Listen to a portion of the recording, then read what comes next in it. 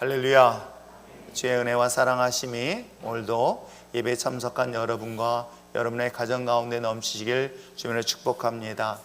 또 예배를 드리고 싶으나 올 수 없는 환경 속에 또한 유튜브를 통해서 예배를 드리는 여러 성도들 한 분 한 분 주님으로 축복하고, 특별히 시차 적응 중에 있는 우리 홍기옥 집사님 가정 위에 어머니 그 영혼 위에 구원의 역사가 있길 주님으로 축복합니다.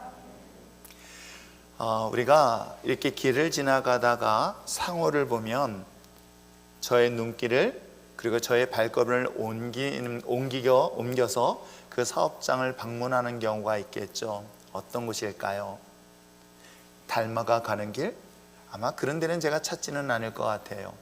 아무리 좋은 식당일지라도 제가 가고 싶은데 막상 그곳에 그야말로 큰 부적이 있거나, 또는 요즘 뭐죠? 이렇게 북어 있잖아요. 북어에다가 실을 칭칭 묶어가지고 그게 제 눈에 띄면은 아무리 맛있는 음식점일지라도 발걸음을 꺼리게 되는 것 또한 사실이기도 합니다.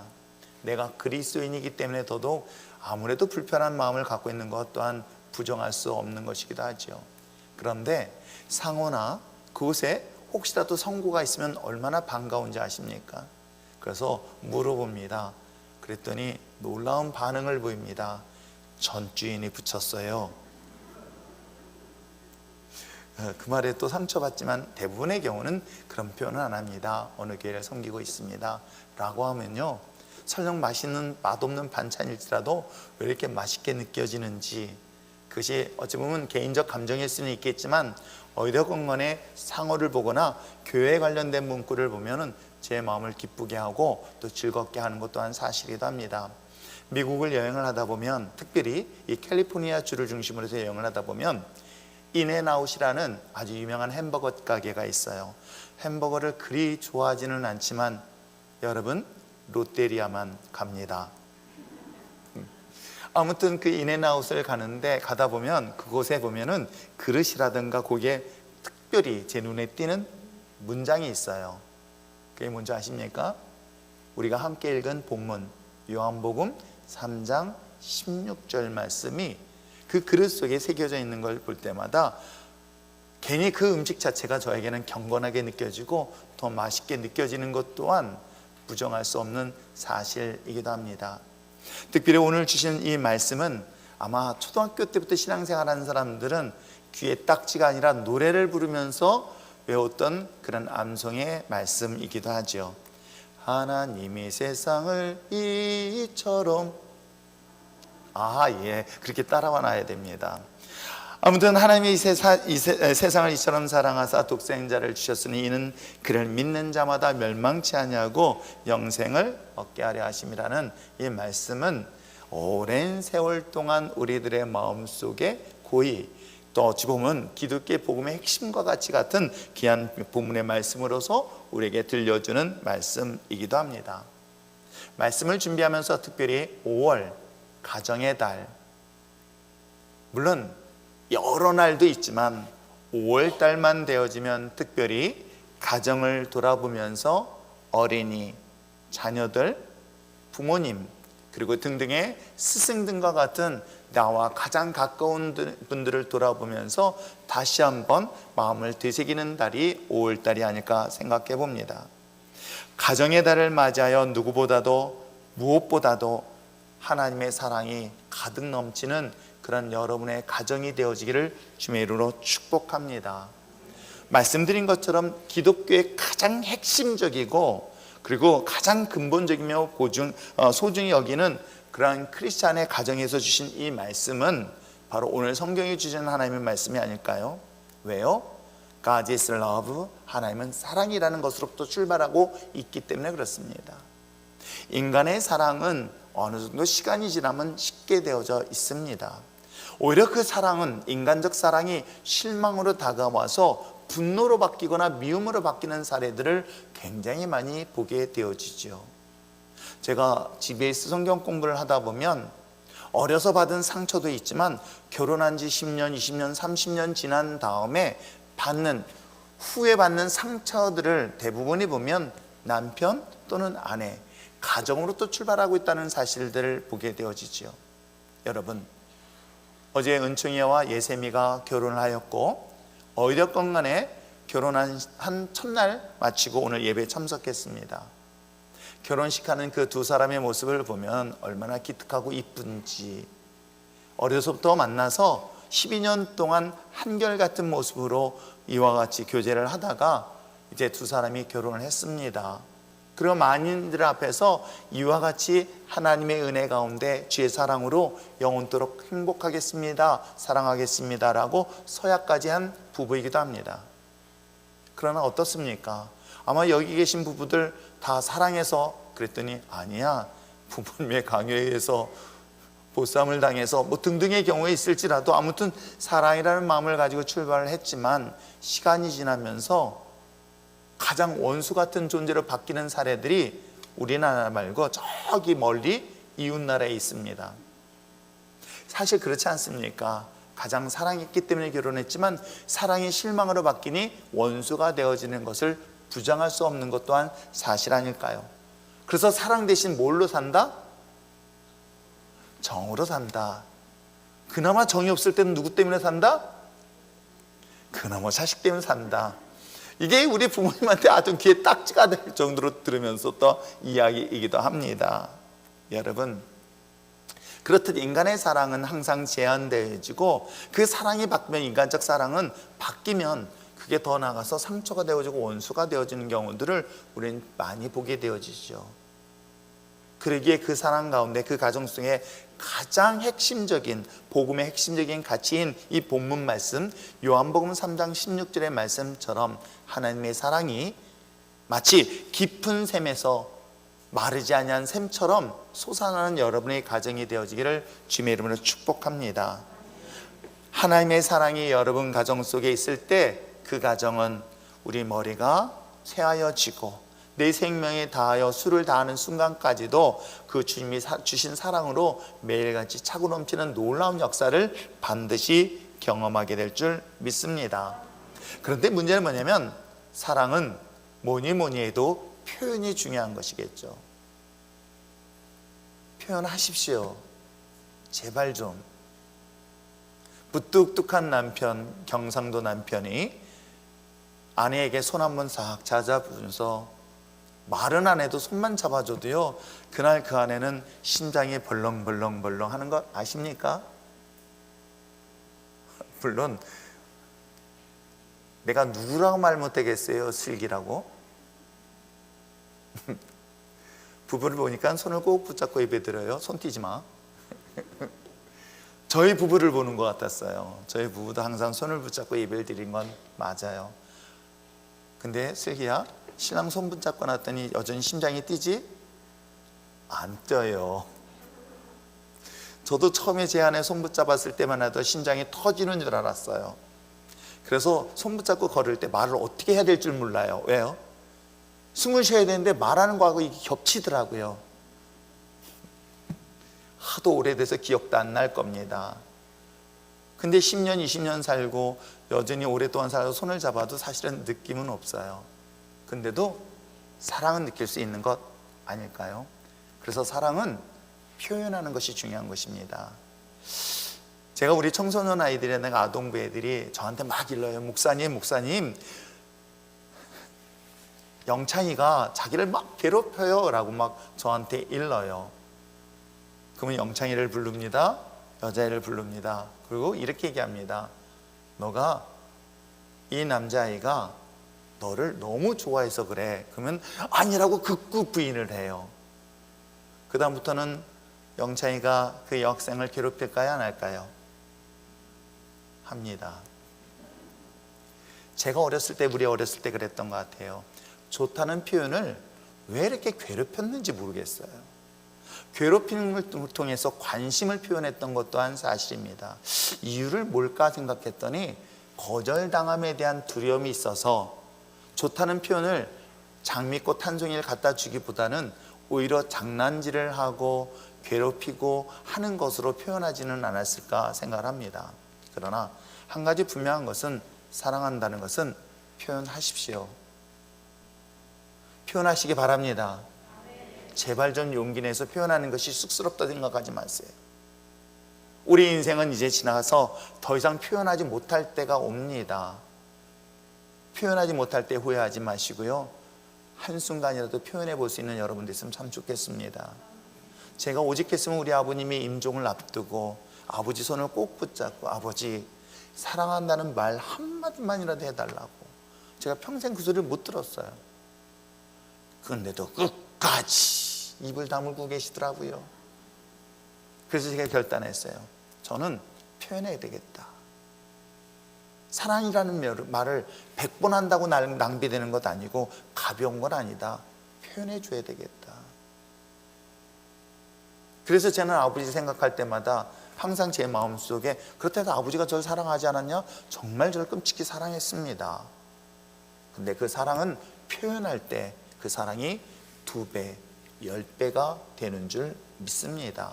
그 사랑의 표현은 놀랍게도 그리스도의 사랑부터 출발하고 있는 것 여러분 아십니까? 하나님은 우리를 사랑하신다고 했습니다. 어떻게 해요? 하나님은 세상이지만 하나님은 너를 어떻게? 이처럼 사랑했다는 거예요. 이처럼 사랑했는데 어떻게 사랑했다고 표현했냐면 독생자를 내어놓을 정도로 사랑하셨다라고 말씀하고 있는 거예요. 하나님은 여러분을 사랑하는데 나 너 사랑해? 아니야, 너 사랑하는 거 알고 있지? 라고 하나님은 침묵하지 않았습니다. 하나님은 그 사랑을 표현했던 거예요. 그래서 자신의 독생자를 내어줄 정도로 그 사랑을 표현했던 것, 그 사랑을 느끼고 경험하니 완고한 나의 마음도 변했던 것처럼 여러분의 가정이 정말 행복하기를 원하고 또 여러분의 자녀들이 행복하기를 원하신다면 이제 여러분 얼마나 시간이 남아 있습니까? 이제는 그 사랑을 표현하십시오. 나눠볼 수 있는 저와 여러분 되어지기를 주님의 축복합니다. 그것이 바로 하나님의 사랑은 바로 십자가의 사건을 통해서 우리에게 보여주셨던 것이죠.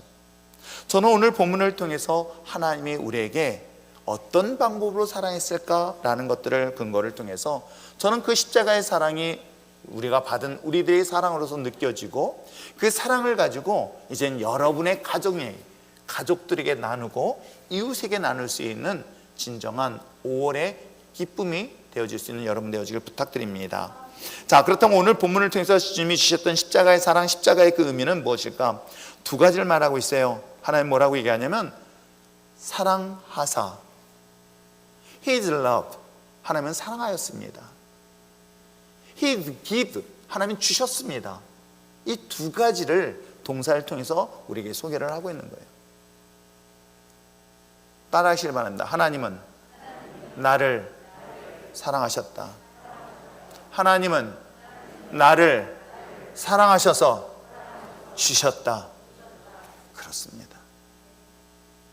제가 말씀드린 것처럼 하나님의 사랑은 나 너 사랑해 라고 끝나지 않았습니다. 거기에 His love, His give, 하나님이 주셨다라고 얘기하고 있는 거예요. 그런데 그 주신 것이 어떤 것인지 아십니까? 전부를 주셨다고 얘기하고 있는 거예요. 전부를 주셨다고 이야기를 하고 있는 것입니다. 하나님의 진정한 사랑의 의미가 이 짧은 문장 속에 다 포함되어져 있습니다. 하나님이 저를 그리고 여러분을 사랑하셔서 주셨는데 무엇을 주셨는가? 전부를 주셨다라고 오늘 성경은 소개하고 있어요. 여러분 한번 생각해 보세요. 부부간의 갈등, 부모와의 자녀의 갈등이 무엇 때문일까? 분명 사랑해서 결혼했습니다. 사랑했기 때문에 그 자녀를 키웠던 것, 그 자녀를 희생했던 것 또한 사실이기도 합니다. 왜 그런데 가장 사랑스러운 아내요 남편인 가정이 왜 갈등을 갖고 위기를 만나게 될까요? 자식을 위하여 자신의 심장까지 내어놓을 정도로 사랑하고 희생했던 부모님과 그 자녀의 관계 속에서 왜 갈등이 일어나고 있을까요? 자신의 심장까지, 자신의 생명까지, 자신의 삶 전부를 내어놓은 그 어머니, 아버지의 사랑을 받았다고 한다면 그 자녀는 갈등을 일으킬 만한 이유가 없는데 왜 여전히 이 땅 가운데서는 부부의 갈등과 부모와 자녀의 갈등이 계속되어질까요? 하나님과 나와의 관계에서는 놀랍게도 이 사랑을 경험하면 갈등의 관계가 사라져 버려요. 이유를 생각해 보니 하나님은 우리를 사랑하셨는데 모든 것을 주셨기 때문에, 모든 것들을 내어주셨기 때문에 내가 불평할 수 없다는 사실을 경험한다면 우리는 어떨까요? 내가 누구보다도 사랑했기 때문에 아내를 선택했고 남편을 선택했습니다. 그런데 그 속에서의 갈등은 어떤 갈등일까? 나는 이만큼 주었는데 상대방은 나에게 조금밖에 주지 못하는 것들 때문에 오는 갈등 아닐까요? 나는 하늘과 땅만큼 주었는데 상대방이 나에게 주는 것은 한 주먹밖에 되지 않는다는 생각 때문에 갈등이 오고 미움이 오고 그것이 상처로 바뀌어져 있는 것은 아닐까요? 항상 기준이 자신이다 보니까 자신에게서는 많은 것을 제공하는 것 같지만 항상 상대방은 작게 느껴지기 때문에 오는 갈등은 심각한 부부의 갈등에 깊은 골로 빠지어 마침내 극단적인 선택을 하는 사례들을 저는 수없이 보게 되어지죠. 부모와 자녀의 관계도 마찬가지 아닐까요? 내가 너를 위하여 얼마나 희생했는데 그 자녀가 그 아버지, 어머니의 사랑을 이해하지 못하고 받아들이지 못하는 순간 그 마음은 미움으로, 섭섭함으로 바뀌고 있는 것 또한 사실 아닐까요?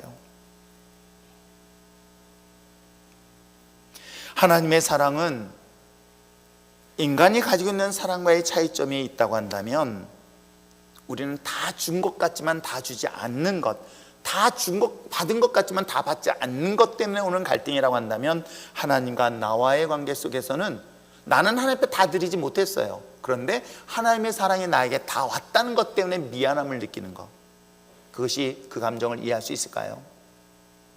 나는 부모에게 조금밖에 하지 못했습니다. 그런데 부모가 나에게 너무나 많은 것을 주었습니다 라는 걸 깨닫는 순간 철이 들잖아요. 그래서 비로소 부모님의 은혜 앞에 무릎 꿇게 되어지고 눈물에 감사의 인사를 고백하게 되잖아요. 내가 드린 것보다 받은 것이 클 때는 이런 고백은 당연히 일어납니다. 그러나 내가 준 것보다 받은 것이 적을 때 우리 마음속에 오는 상처가 큰 것이죠. 그런데 하나님은 오늘 성경에 뭐라고 얘기하고 있습니까? 하나님이 이 세상을, 저와 여러분을 이처럼 사랑하사 독생자 유일하신 주 예수 그리스도를 우리에게 내어놓으셨다라고 성경은 말하고 있어요. 하나님의 사랑은 독생자이신 예수님을 십자가의 죽음으로 인하여 나에게 생명을 허락하셨다는 이 놀라운 비밀을 깨달을 때 여러분 그 십자가의 은혜와 사랑을 경험하게 될 줄 믿습니다. 여러분, 사랑하는 자녀를 내어놓는다는 게 쉬울까요?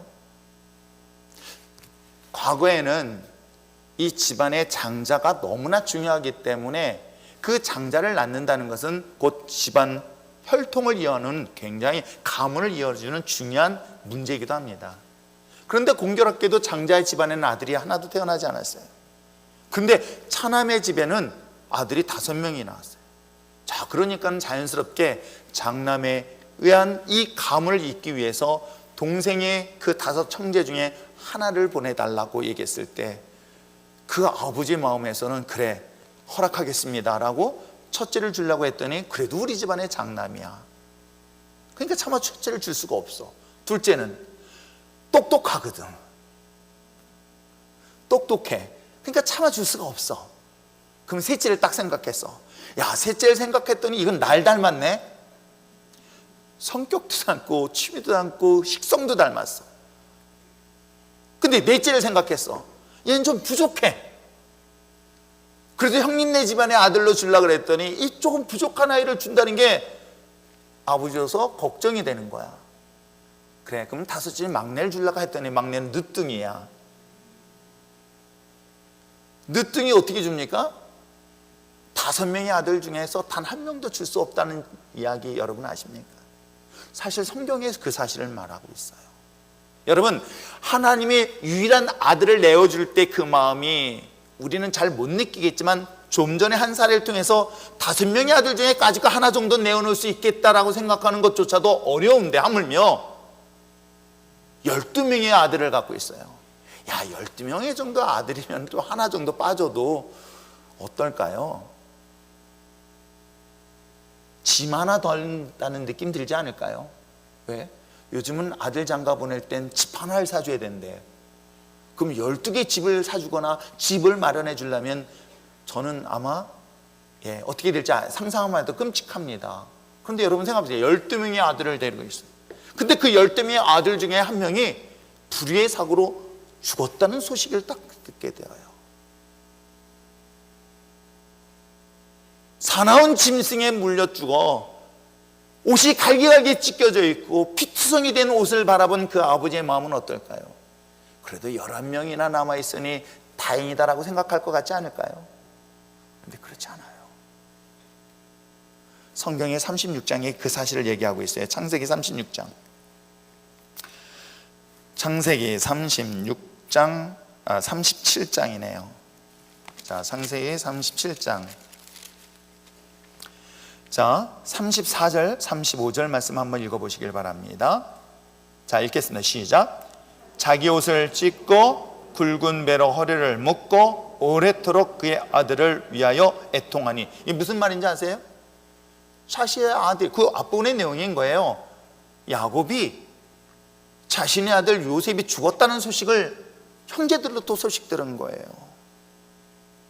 이 소식을 듣고는 그 아버지, 그래도 11명 다른 아들 걱정되지 않겠습니까? 그런데도 불구하고 그 죽은 그 아들 때문에 어떻게 해요? 자신의 옷을 찢습니다. 그리고 그 고통과 애통하는 마음을 여러 날 동안 하고 있는 장면을 지금 소개하고 있는 거예요. 그 아들을 위하여 오랫동안 애통하니. 35절 읽겠습니다. 시작.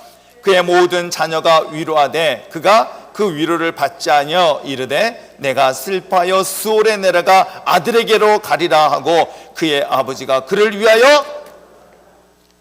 여러분, 12명의 아들 중에 사고로 한 명이 죽었습니다 라고 소식을 들었던 이 야곱은 그 아들의 죽은 것 때문에 애통하는데 그 다른 자녀들의 위로를 하지만 그것이 들리지 않는 거예요. 그래서 저 지옥 끝까지 가서라도 아들과 함께하면서 고통을 당하겠다라고 하면서 눈물을 흘리고 있는 장면이 오늘 성경 속에 기록되어 있어요. 그래요. 12명의 아들 가운데 그 하나 잃은 것까지도 고통을 느끼고 아픔을 느끼고, 아니 어찌 보면 오늘날 우리들의 부모도 마찬가지 아닐까요? 그 많은 자녀 가운데 6.25로 인하여 등등의 여러 가지 사건 사고로 인하여 그 아들이 땅에 묻었을 때 그 부모는 죽는 순간까지 그 자식을 가슴에 묻으면서 애통하며 눈물을 흘리고 있다는 것.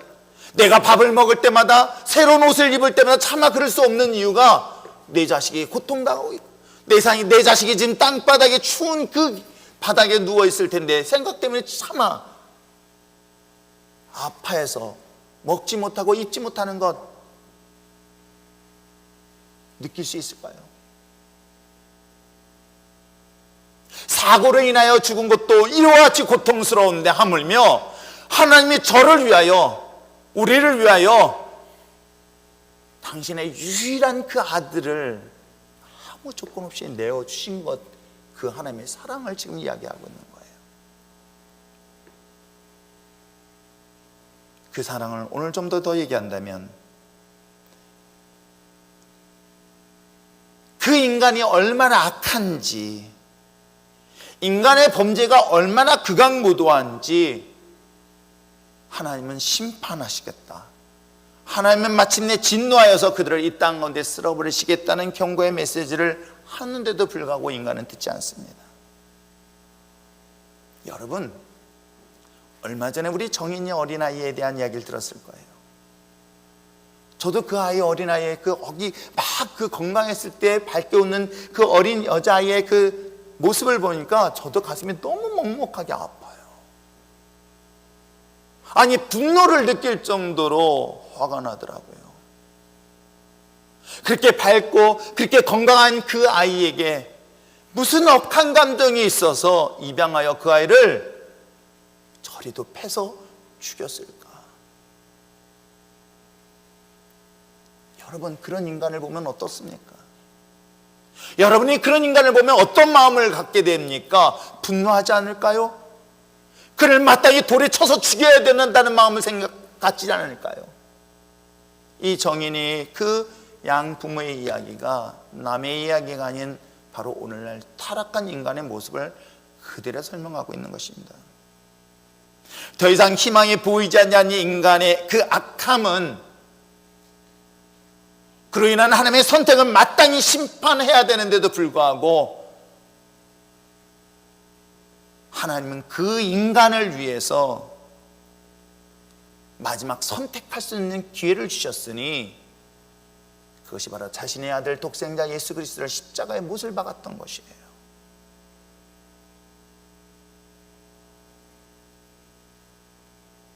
여러분이 정인이가 내 아이고 내 자식인데 그 아이를 맡겼던 그 양 부모가 그 아이를 비참하게 죽였다고 하면 상상을 한번 해보세요. 여러분의 그 입장에서 그 양부모를 어떻게 대할 수 있을까요? 그런데 하나님은 진짜 바보 같아서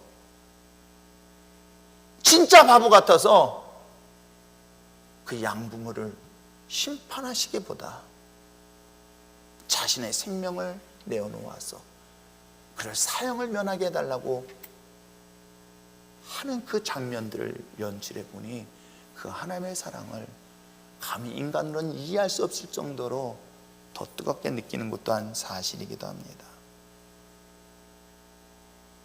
하나님의 자신인 독생자 예수 그리스도를 악한 나를 위하여, 악한 우리를 위하여 속죄의 제물로 내어놓으신 그 십자가의 사랑을 오늘 성경은 우리에게 이야기를 하고 있는 것입니다. 세상에 이런 사랑이 어디 있을까요? 그 사랑을 저와 여러분이 받았는데도 불구하고 우리는 그것을 알지 못하고 깨닫지 못한 배은망덕한 삶을 살았던 것 또한 사실이랍니다.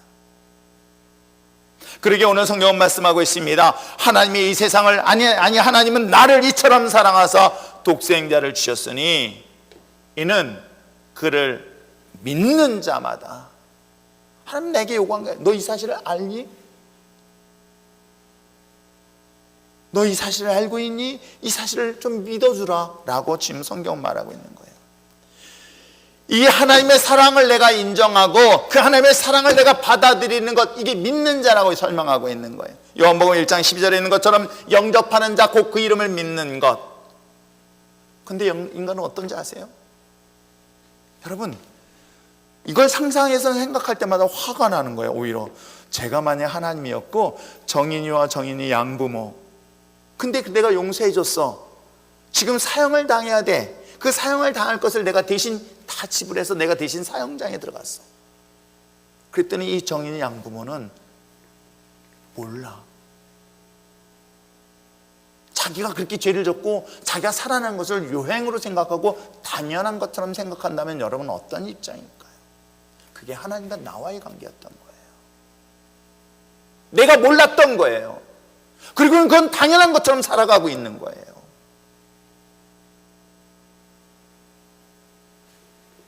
그런 우리에게 주님 말씀하시는 거예요. 내가 너를 사랑해서 정말 그처럼 사랑했어. 어느 정도로? 말이 아니다. 너가 얼마나 악하고 얼마나 죄 가운데 있었는지, 그로 인해 너희들이 심판을 받아야 되고 너가 마땅히 죽어야 되는 그 순간에 나는 내 아들 예수 그리스도를 십자가에 못을 박아서 내가 너를 살렸단다. 이 사실을 믿을 수 있겠니? 그런데 인간의 악함은 그 사랑을 받아놓고도 부정하고 있다고 생각해 보세요. 그 사랑을 받아놓고도 인정하지 않는다고 생각해 보세요. 자식이 부모님의 희생과 부모님의 헌신과 부모님의 사랑으로 받고 자랐는데도 그 자식은 그걸 인정하지 않아요. 믿지 못해요. 그렇다면 여러분은 어떨까요? 그게 나와 하나님의 관계였던 거예요. 저 역시도 어렸을 땐 저 철없어서 저도 몰랐었어요. 저도 철없어가지고 내가 내 잘된 것은 내 능력이었고 내 힘이었고 내가 가지고 있는 자랑인 줄 알았어요. 근데 주님의 십자가의 사랑을 깨닫는 순간 내가 하나님 앞에 무릎 꿇지 않은 이유가 바로 여기에 있었던 것이겠죠.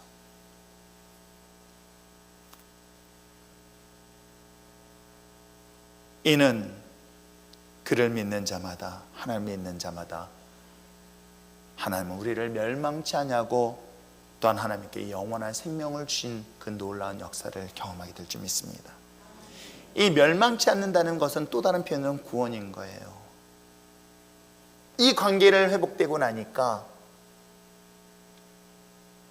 위기의 가정, 갈등과 다툼과 분열의 가정이 이젠 용서가 되어지고 사랑하게 되어지는 거예요.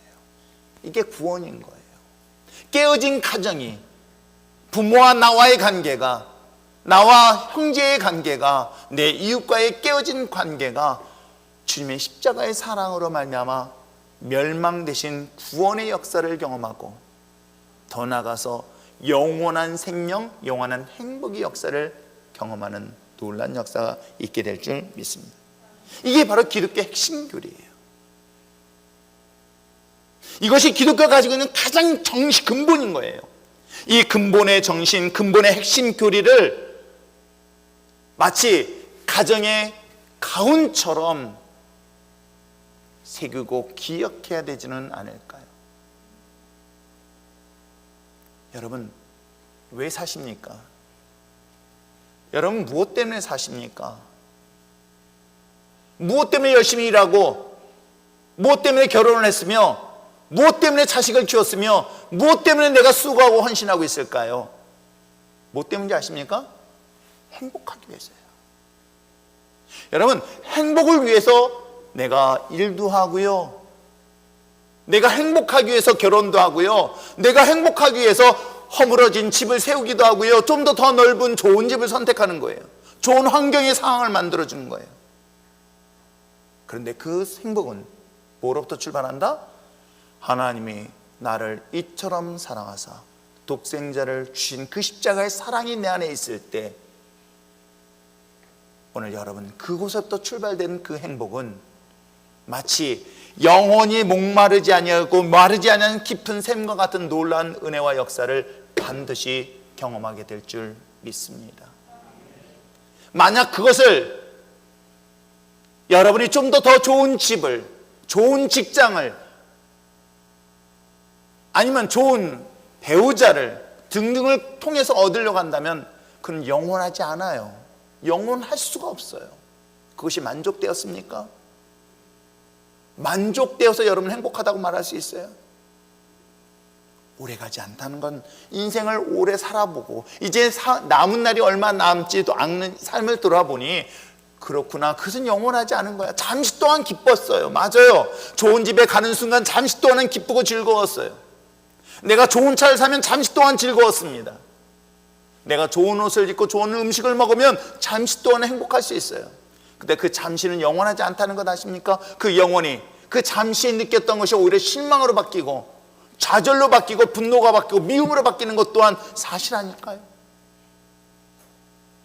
그 근본의 뿌리를 오늘 성경이 말하고 있는 것처럼 하나님이 이처럼 나를 사랑하사 독생자를 주셔서 나를 멸망치 아니하고 영원한 생명을 주신 이 복음의 핵심 교리가 여러분 삶 속에, 여러분 가정 속에 있을 때에 여러분 놀라운 삶의 축복의 역사가 마르지 않는 샘과 같은 역사를 반드시 경험하게 될 줄 믿습니다. 믿음으로 말미암아 멸망치 아니하고 구원받는 믿음의 자녀들에게서 영원한 생명, 영원한 행복을 소유한 자의 가정이라고 한다면 상상을 한번 해보세요. 한번 상상이라도 한번 해보시기 바랍니다. 가끔 상상할 때 오는 즐거움이 있어요. 상상할 때 오는 기쁨이 있어요. 내가 오늘 사공장로를 이겼어. 항박상사.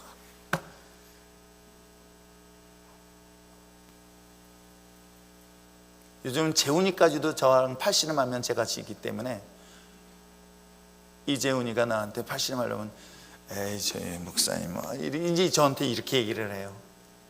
상상을 해봐요. 뭔가를 이기고 얻으면 막 행복하고. 그러나 여러분, 현실은 그렇지 않아요. 그런데 하나님의 사랑은요, 제가 말씀드렸죠? 실제적이에요. 구체적이고요, 사실화예요. 그 하나님의 십자가의 사랑은 여러분 상상으로 끝나지 않습니다. 주 예수 그리스도가 날 위하여 죽으셨다는 그 놀라운 사실을 믿음으로 말미암아 멸망치 아니하고 또한 영원한 생명을 얻는 이 놀라운 은혜는 하나님이 주신 축복을 말하고 하나님이 주신 행복을 말하고 하나님이 주신 기쁨을 말하고 있는 거예요. 그 사랑을 경험하면, 그 은혜를 경험하면, 그 놀라운 하나님의 축복을 경험하게 되어지면 그 기쁨의 에너지를 가지고 어떤 일이 일어난 줄 아십니까? 내어놓을 수가 있는 거예요. He give. 하나님께서 내어주시듯이 나도 내어 흘려보낼 수 있는 거예요. 내가 흘려보내니, 내가 변화되니, 내가 변화되니 날 놀랍게도 내 옆에 있는 사람이 변하기 시작하는 거예요. 내가 움켜잡고 내가 인색하면 놀랍게도 주변의 모든 사람들도 인색해지는 건 아십니까? 그랬더니 누가 그러더라고. 나눠줘도 상대방이 변함이 없고요. 그러니까 억울한 것 같아. 걱정하지 마세요. 여러분 생각해보세요. 나는 그래도 창고에 너무 많은 게 많아. 너무 수시할 정도로 많아. 그럴 땐 어떡한 줄 아십니까? 줘도 괜찮아 라고 하는 느낌 이해하실까요? 줘봤어야, 가져봤어야 그 기분 알지. 내가 주고 싶어도 줄 게 없으니까는 답답하네요. 근데 한번 상상을 해보세요.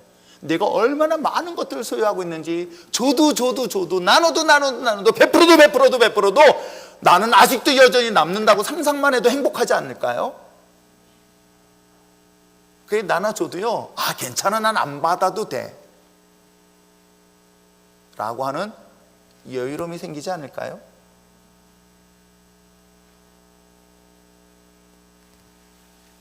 우리 성도들에게는 언제나 이게 여유로움이 넘치게 될런지.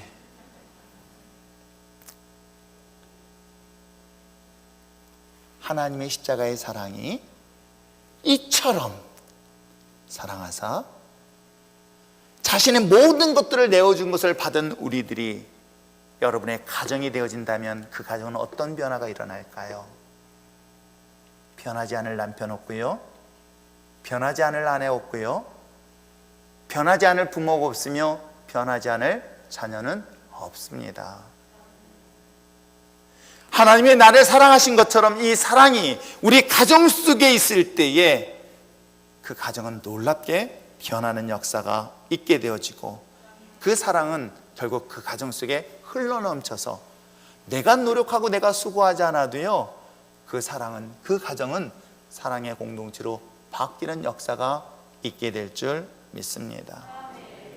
특별히 가정의 달, 여러분 내가 어떻게 해야지 가정을 행복하게 할까 보다 오늘 이 주신 말씀처럼 예수님이 나를 이처럼 사랑하셨는데 어떻게 사랑하셨다? 나에게 모든 것들을 주셨다. 바로 독생자 예수 그리스도를 나에게 주실 정도로 나에게 사랑하셨다. 이 사실을 내가 믿고 받아들이고 인정하는 순간 나는 놀라운 변화가 일어나니 멸망치 않는다. 구원의 역사가 일어나는 거예요. 내 구원의 역사는 여러분 삶의 형통으로 드러나게 되어 있어요. 내가 씨를 뿌리는 것, 내가 땅을 개간하는 것, 내가 손이 되는 것마다 하나님께 그 땅을 기름진 땅으로 바꿔주세요. 형통케 하는 역사가 일어나게 되어 있어요. 내가 밟는 발걸음마다 그 땅을 나의 지경으로 넓히는 역사가 일어나는 것 여러분 아십니까? 그게 바로 멸망치 않고의 뜻인 거예요. 근데 그것이 잠시예요? 아니에요. 영원한 생명, 멸망치 않냐고 우리에게 영생을 주는 건 영원하다는 사실을 말하고 있는 거예요. 이런 일들을 경험한 여러분의 가정이라고 한다면 어떨까요? 그 가정은 행복하지 말라고 극구 부인하고 막아도요, 행복을 주체할 수 없어서 몸부림치는 것, 저는 우리 일전의 신앙 공동체 가운데 넘치길 주님의 축복합니다.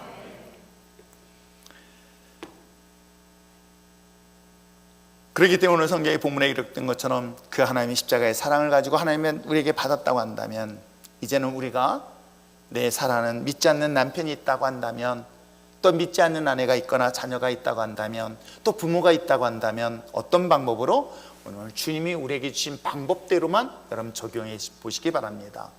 사랑하기 때문에 어떻게 하나? 조건부로 주지 마세요. 하나님 우리에게 조건부로 주지 않았어요. 그냥 내어주셨어요. 그것도 뭐처럼? 전부를 다 내어놓으셨어요. 받으려고 기대하지 마세요. 받은 건 우리는 하나님의 사랑으로 받았다면 이제는 인색하지 않게 나누세요. 말씀드린 것처럼 사랑을 표현하세요. 나눌 때 하나님 놀라운 역사를 허락받게 될 줄 믿습니다. 그러면서 제가 말씀을 지난주에 보면서 적용점으로 두 가지 생각해 봤습니다. 첫 번째는 그 사랑을 나눌 수 있는 것 중에 하나가 용서하십시오. 상대방의 허물을 용서하십시오. 부족함을 용서하십시오. 그걸 용납이라는 단어로도 표현할 수 있습니다.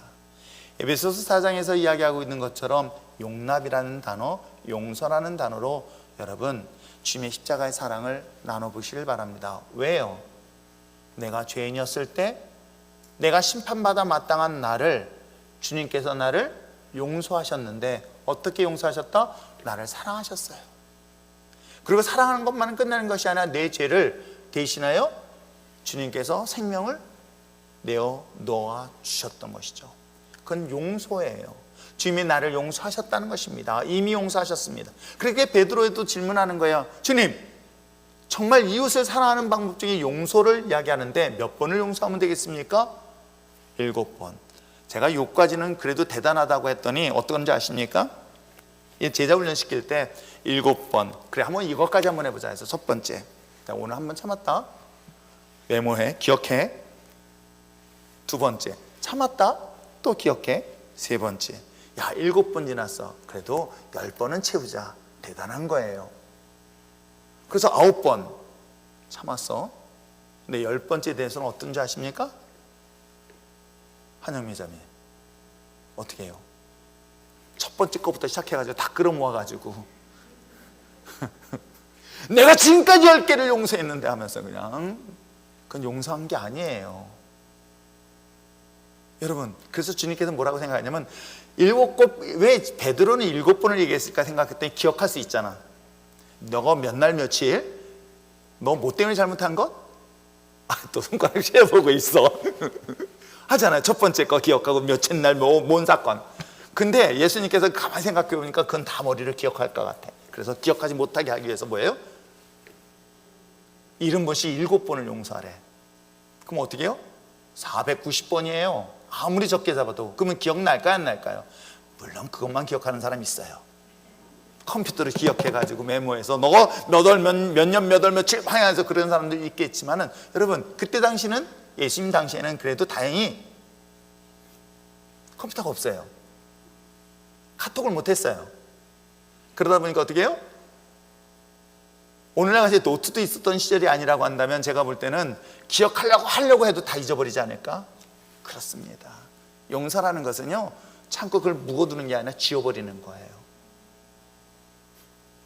그랬더니 누가 또 이걸 이용해가지고 잘못해놓고 뻔뻔스럽게 다, 이거 처음이잖아 그러지는 마십시오. 굉장히 은혜 가운데 있는 사람을 확 불질러 놓지는 마시고요. 우리 예세미하고 은총이한테 그랬거든요. 결혼은, 행복은 같이 노력하는 것도 필요하다라고 얘기를 해줬거든요. 주님의 십자가의 은혜와 사랑을 경험한 저와 여러분, 여러분의 가정에 주신 십자가의 은혜와 사랑을 경험했다고 한다면 그 사랑을 실천하기 위해서 이제는 용납하십시오. 용서라는 것은 상대방을 인정해 주는 거예요. 받아주는 거예요. 자녀가 잘못했을 때 아빠 잘못했어 하면 어떡하겠습니까? 안아주는 거예요. 그것이 여러분 가정 속에 있길 주님으로 축복합니다. 또 하나예요. 바로 give, 나눠주십시오. 우리가 받아들이는 것이 있다면 이제 나눠주세요. 어떻게 해요? 나눠주라 그랬더니 오가는 현찰 속에 싹 트는 어린이날이라고 해서 우리 손자, 손녀가 왔잖아요. 우리 집사람은 아이 어린이날이니까 용돈을 줘야 되는데, 또 용돈 줘봐야 리사가 뭐에다 쓰겠습니까?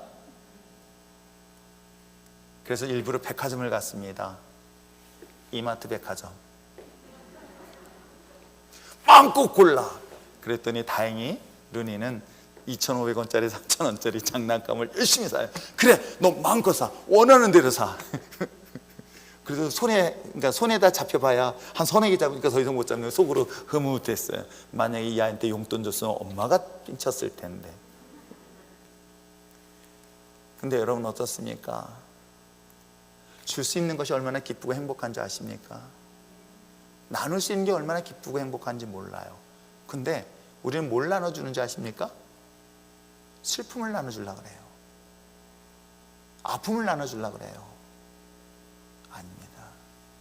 주의 사랑을 나눌 수 있는 여러분 됐으면 참 좋겠어요.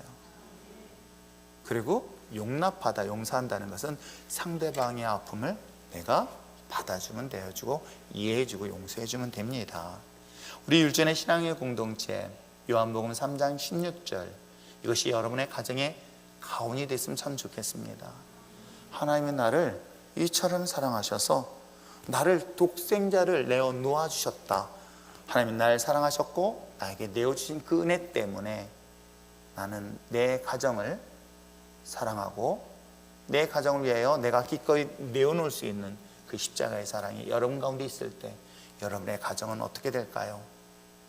천국에서 맛보는 하나님의 기쁨을 이 땅 가운데서도 마음껏 누릴 수 있지는 않을까요? 그랬더니 믿지 않는 남편은 내가 아무리 수고해도, 여러분 남편한테 받으려고 하지 마십시오. 내가 하나님의 사랑으로 충분히 채워주면요 나누는 건 어렵지 않아요. 근데 나누다 보면 어떤지 아십니까? 놀랍게도 그 남편도 바뀌고요 내 가정도 바뀌는 역사를 반드시 경험하게 될 줄 믿습니다. 오늘 십자가의 은혜와 사랑하심이 2021년도 5월 가정의 달을 맞이해서 그런 은혜와 사랑을 나눌 수 있는 그런 회복된 가정 되어질 뿐만 아니라 좀 더 나간다면, 저는 참으로 안타까운 것은 부모님의 따뜻한 사랑을 받아야 될 아이들이 받지 못하는 아이들이 의외로 주변에 많이 있다는 것이에요.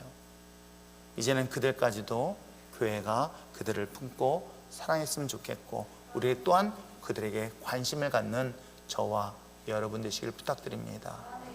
제가 사실 이 점심 식사를 못하는 게 참 마음이 불편한 게 있어요. 그거는 제가 왜 불편한 줄 아세요?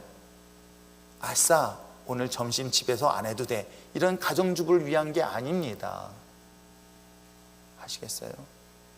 제가 식사를 준비 못하는 게 여전히 마음이 불편한 것은 매일같이 식사를 돈 주고 사 먹는, 밖에서 해결해야 되는 아이들에게 따뜻한 밥을, 엄마가 해주는 밥을 제공하겠다는 그런 마음으로 출발한 것이 점심 식사예요. 이걸 나누지 못하는 것에 대한 마음의 불편함을 저는 계속 갖고 있습니다. 사랑하는 성도 여러분, 이제는 우리에게 주신 십자가의 은혜와 사랑은 이제 여러분의 것으로만 모아놓는다면 그런 그 깊은 샘은 썩는 우물이 될 것입니다.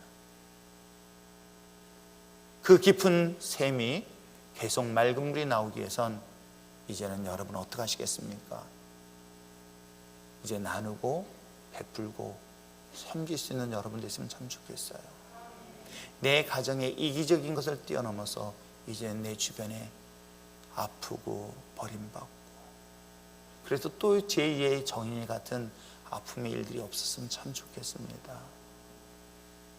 버려진 아이들을 관심 갖고 돌아보며 그들에게 따뜻한 사랑으로 사랑을 전해줄 수 있는 여러분의 아름다운 그리고 율전의 신앙 공동체가 되기를 주님을 축복합니다. 기도하겠습니다.